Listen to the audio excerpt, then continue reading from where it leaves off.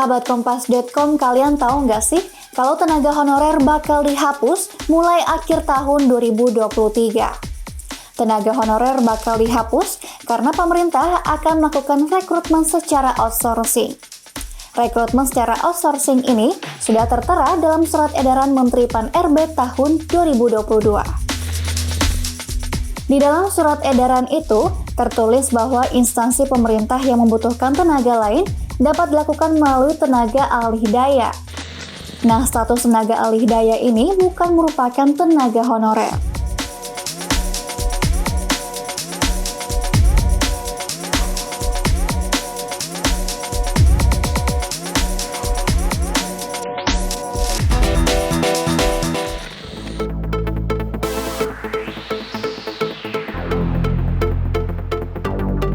Penghapusan tenaga honorer ini sejalan dengan aturan yang menghapuskan jenis kepegawaian selain PNS dan PPPK. Maka dari itu, pejabat pembina kepegawaian atau PPK diminta untuk melakukan pemetaan pegawai non-ASN di instansi masing-masing. Pemetaan ini supaya pegawai non-ASN yang memenuhi syarat bisa diikutsertakan dalam seleksi calon PNS atau PPPK.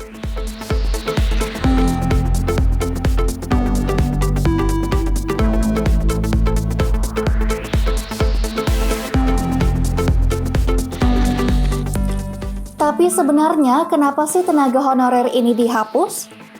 Alasan utamanya adalah karena sistem rekrutmen tenaga honorer yang tidak jelas. Karena sistemnya tidak jelas, para tenaga honorer ini seringkali diupah di bawah upah minimum regional atau UMR. Menteri Pan-RB Cahyokumolo juga sempat mengatakan kalau tenaga honorer memang tak mempunyai standar pengupahan yang jelas. Hal ini lantaran tenaga honorer itu beda sama ASN yang sudah punya standar penghasilan yang diatur dalam UU Ketenagakerjaan. Jadi, penghapusan tenaga honorer ini supaya rekrutmen dan upah pegawai dapat terstandarisasi.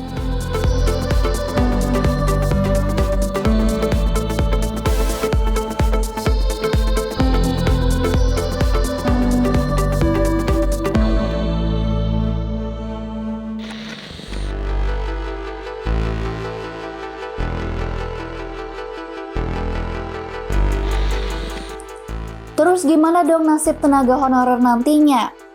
Nah, kalian nggak perlu kaget dulu nih sahabat Kompas.com, karena pegawai yang saat ini statusnya honorer tidak akan langsung diberhentikan tahun 2023.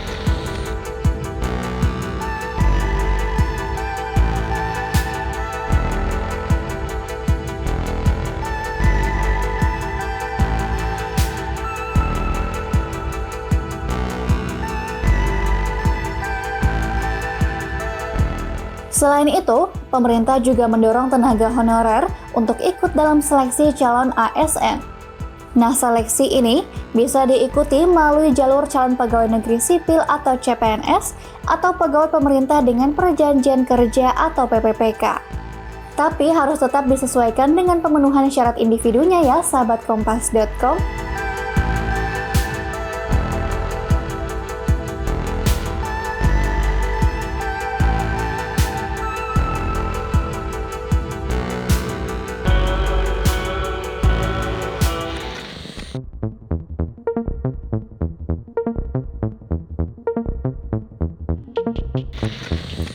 Dengan peraturan baru ini, instansi pemerintah tidak boleh lagi merekrut tenaga honorer. Kementerian Pan-RB pun menegaskan bahwa pihaknya tidak akan tinggal diam jika ada pejabat instansi yang melanggar aturan ini. Karena nantinya hal ini akan menjadi bagian dari pemeriksaan bagi pengawas internal maupun pengawas eksternal pemerintah.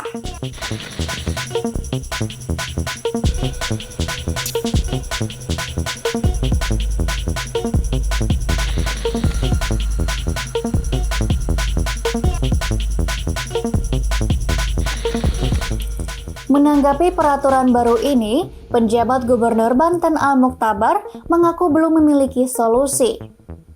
Dia menyebut saat ini pihaknya masih mencari formula terbaik dan meminta masukan dari berbagai pihak. Salah satunya terkait solusi dengan mengangkat seluruh pegawai non-ASN menjadi PPPK. Tapi usulan solusi ini pun masih harus mendapat persetujuan dari pemerintah pusat.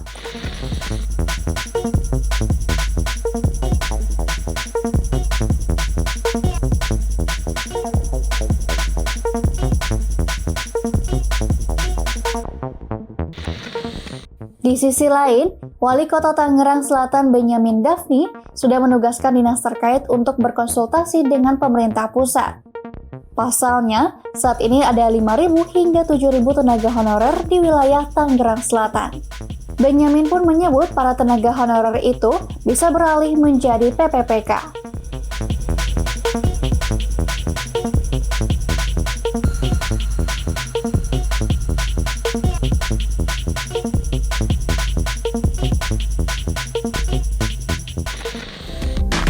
Itu tadi penjelasan mengenai penghapusan tenaga honorer serta alasannya. Mau tahu informasi menarik dan terupdate lainnya? Jangan lupa untuk terus nonton news update hanya di kompas.com, jernih melihat dunia.